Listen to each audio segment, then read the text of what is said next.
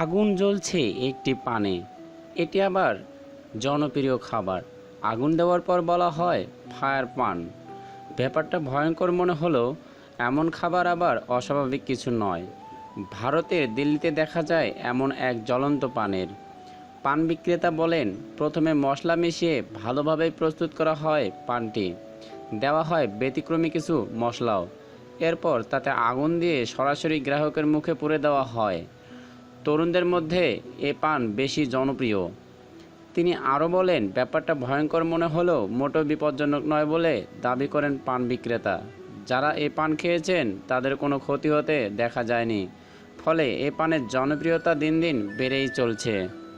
আমাদের চ্যানেলের ভিডিওগুলো ভালো লাগলে অবশ্যই সাবস্ক্রাইব করুন এবং লাইক, শেয়ার ও কমেন্ট করে আমাদের পাশেই থাকুন। ধন্যবাদ সবাইকে।